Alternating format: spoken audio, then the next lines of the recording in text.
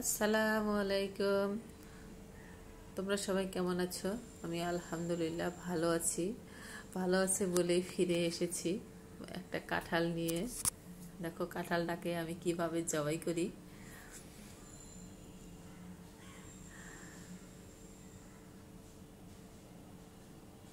আমার হাতে একটু শক্তি কম, তো সেজন্য আমি এইভাবে চাকু দিয়ে আমি যখনই নিয়ে আসি, বেশি পাকা হোক আর ইয়া হোক, আমি ওইভাবে মাঝখানে একটা টান দিয়ে নিই চাকু দিয়ে, যাতে সুবিধা হয়। আর হাতে তো আমি সরিষার তেল দিয়েছি, দেখতেই পাচ্ছ বন্ধুরা কি চিকচিক করছে। আমার ছুরিতেও আমি তেল লাগাই নিয়ে তারপরে কাটি। ছুরিতে ভরে তখন আমি চুলাই দিয়ে পুড়ে একবারে শেষ করে দিই আঠা।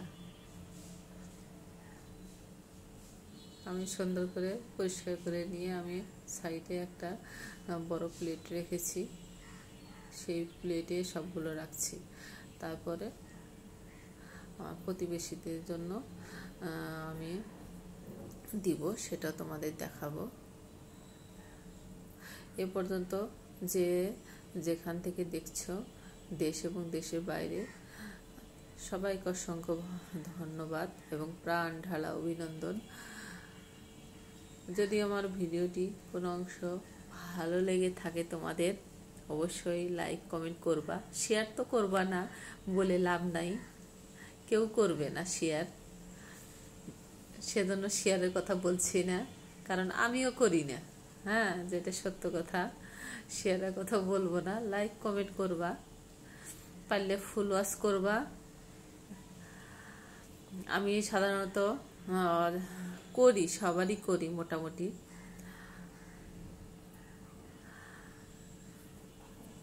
কারণ একে উপরের পাশে না দাঁড়ালে ইউটিউবে কেউ উপরে উঠতে পারবো না। সেজন্য সবাই একসাথে কাজ করতে হবে, কোনো মনে হিংসা দ্বিধা থাকা যাবে না, তাহলে আমরা জীবনে কিছু একটা করতে পারবো।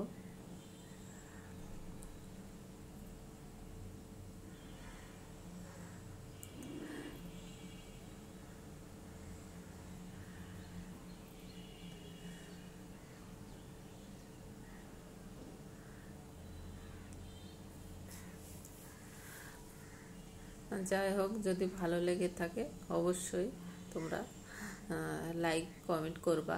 ভালো যদি নাও লেগে থাকে, ভালো দেখতে দেখতে একটা সময় অবশ্যই ভালো লেগে যাবে। দেখতে থাকো, দেখতে দেখতে এমনি ভালো লেগে যাবে। এটা আমার কথা না, আমার একটা বড় একটা আপুর কথা, যে এভাবে বলে দেখতে দেখতে অবশ্যই ভালো লেগে যাবে একটা সময়। তোমরা আজকে দেখো, আমি দুটা বাটি নিয়েছি, তোমাদের বললাম। এই যে আর একটা বাটি, দুই বাটিতে তুলে নিলাম। তোমরা ভালো থাকো, সুস্থ থাকো, যে যেখানে থাকো নিরাপদে থাকো, নিজের প্রতি খেয়াল রেখো এবং আমাদের জন্য দোয়া করো। সুস্থ থাকলে আবার ফিরে আসবো। আজ এ পর্যন্তই। আল্লাহ হাফেজ।